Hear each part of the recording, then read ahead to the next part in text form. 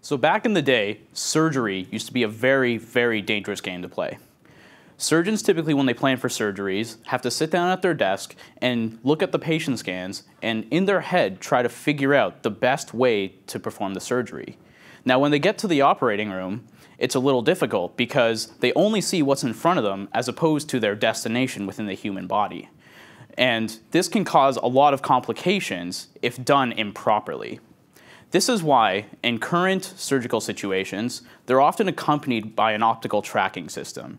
And these systems work similar to how GPS systems track your vehicles, only instead of having satellites in space, you have a set of cameras that look at the surgical site.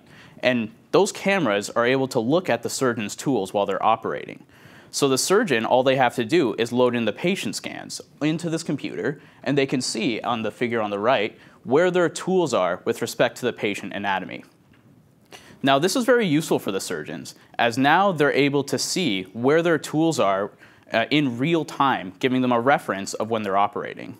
So this, by alone, eliminated a lot of issues with surgery. But by introducing this technology, we also created another one, that being how accurately these systems can track.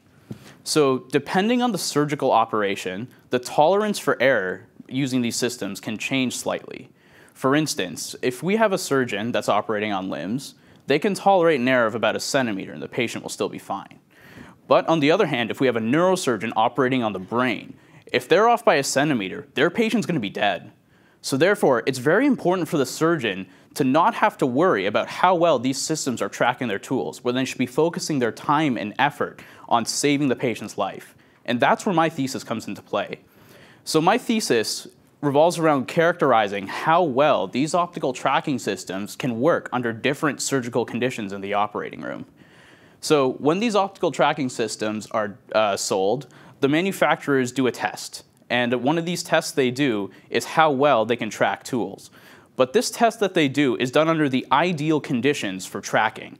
And most surgeons, when they operate, don't operate under those conditions. So within my thesis, I plan to simulate the surgical conditions that many surgeons will face and seeing how well this system can characterize tracking. And now that the surgeon has this information, as opposed to just an arbitrary value given to them by the manufacturers, they can go ahead and perform the surgery, not having to worry about how well the systems are working, and they can focus more of their energy on the patient, reducing complications and saving more lives. Thank you.